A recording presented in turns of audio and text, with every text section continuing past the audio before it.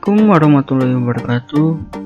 Perkenalkan, nama saya Muhammad Fikri Irsyad, mahasiswa jurusan akuntansi, kelas 5A Keuangan dan Perbankan. Pada kesempatan kali ini, saya akan menjelaskan bab 1, yaitu pengantar ilmu hukum, mata kuliah aspek hukum dan bisnis. Apakah hukum itu? Dalam Kamus Besar Bahasa Indonesia atau KBBI, hukum atau peraturan yang secara resmi dianggap mengikat yang dikukuhkan oleh penguasa atau pemerintah. Pengertian lain dalam KBBI ialah hukum adalah undang-undang atau peraturan dan sebagainya untuk mengatur pergaulan dalam hidup masyarakat. Ahli dari Jerman yang bernama Immanuel Kant berpendapat bahwa sama saja para sarjana mencari definisi tentang hukum. Jadi pada dasarnya hukum sendiri ini definisinya belum diketahui secara pasti. Selanjutnya dikemukakan dari beberapa pendapat oleh sarjana. Yang pertama yaitu Hugo de Groot, hukum adalah suatu aturan tindakan moral yang tunduk kepada keadilan. Yang kedua dari Leon Duguid, hukum ialah aturan tingkah laku para anggota masyarakat yang daya penggunaannya pada saat tertentu diindahkan oleh suatu masyarakat sebagai jaminan dari kepentingan bersama dan yang jika dilanggar menimbulkan reaksi bersama terhadap orang yang melakukan pelanggaran itu. Yang ketiga dari Dr. Ed Utrecht, hukum adalah himpunan peraturan-peraturan, perintah atau larangan yang mengurus tata tertib suatu masyarakat dan karena itu harus ditaati oleh masyarakat itu. Yang keempat dari Profesor Sudirman SH, hukum adalah sesuatu yang berkenaan dengan manusia untuk memperoleh tata tertib berdasarkan keadilan. Selanjutnya, dari manakah asal mula hukum itu?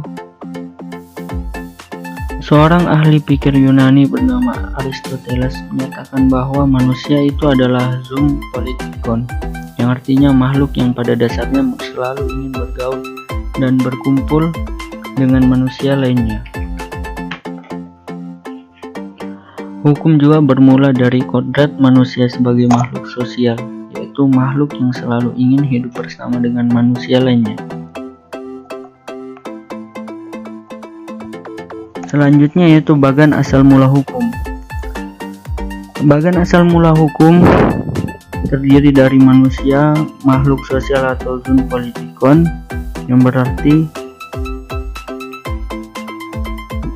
makhluk yang pada dasarnya selalu ingin bergaul dan berkumpul dengan manusia lainnya, yang kemudian hidup bersama dan menciptakan kepentingan-kepentingan bersama. Dalam kehidupan bermasyarakat, manusia juga kadang menimbulkan pertikaian atau perpecahan yang dimana hukum ini membuat norma atau kaidah.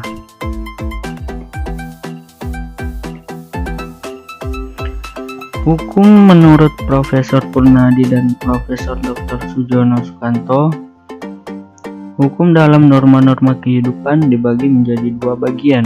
Yang pertama yaitu norma-norma hukum dan norma-norma non-hukum.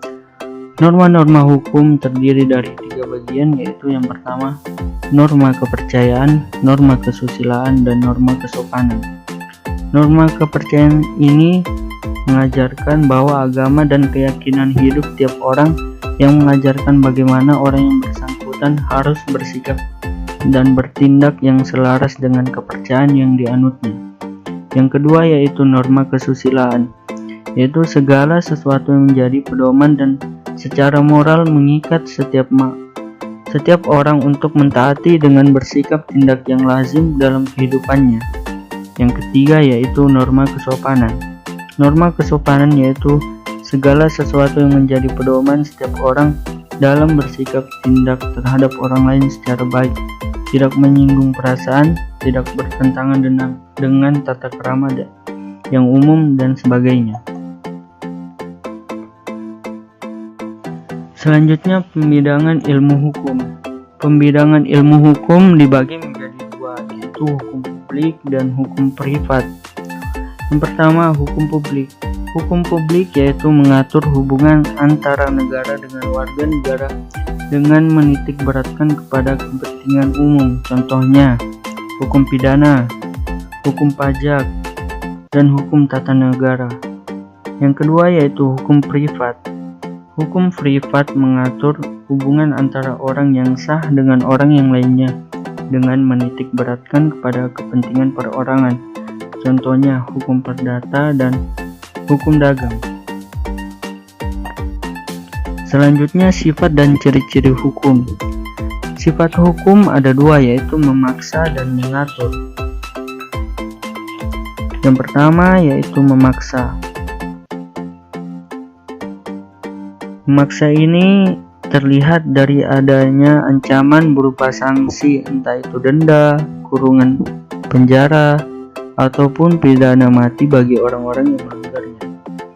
Yang kedua yaitu mengatur. Mengatur ini terlihat misalnya dari kitab undang-undang hukum perdata yang kebanyakan merupakan hukum pelengkap, di mana undang-undang dapat dikesampingkan bila para pihak menghendaki peraturan lain yang diterangkan dalam suatu perjanjian. Yang kedua yaitu ciri-ciri hukum. Ciri-ciri hukum ini ada dua bagian, yaitu yang pertama adanya perintah dan larangan. Yang kedua yaitu perintah atau larangan tersebut harus dipatuhi oleh semua orang. Selanjutnya, Badan Peradilan di Indonesia. Badan peradilan di Indonesia ada dua, yaitu pengadilan sipil dan militer. Pengadilan sipil ini meliputi ada dua bagian, pengadilan umum dan pengadilan khusus. Pengadilan umum meliputi pengadilan negeri, pengadilan tinggi, dan mahkamah agung. Sedangkan pengadilan khusus dibagi menjadi tiga jenis, yaitu pengadilan agama, pengadilan adat, dan pengadilan administrasi negara.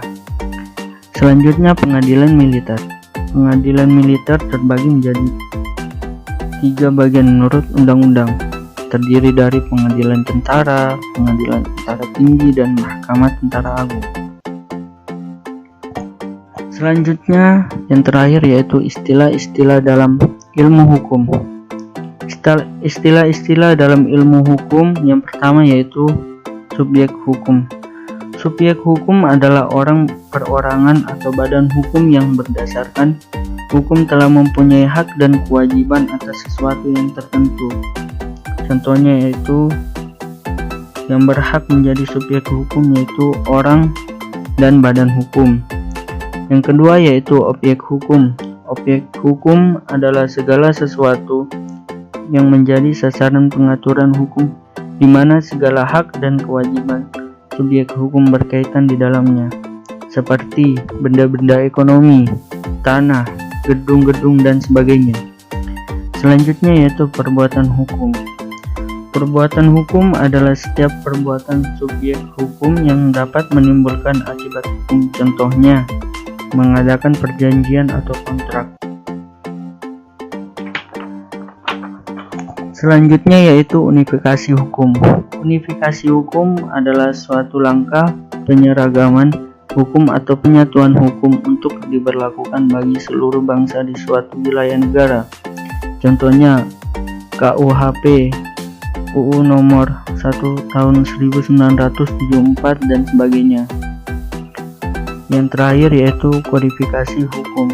Kodifikasi hukum yaitu suatu langkah pengkitaban atau penulisan hukum ke dalam suatu kitab undang-undang, KUHP Perdata, KUHP, dan sebagainya. Mungkin cukup sekian penjelasan yang dapat saya sampaikan pada kesempatan kali ini. Apabila ada kesalahan mohon dimaafkan, dan apabila ada kekurangan mohon dimaklumi. Semoga pada kesempatan kali ini penjelasan yang saya berikan dapat bermanfaat pada kalian semua. Kurang lebihnya mohon dimaafkan. Wabillahi taufiq wal hidayah. Wassalamualaikum warahmatullahi wabarakatuh.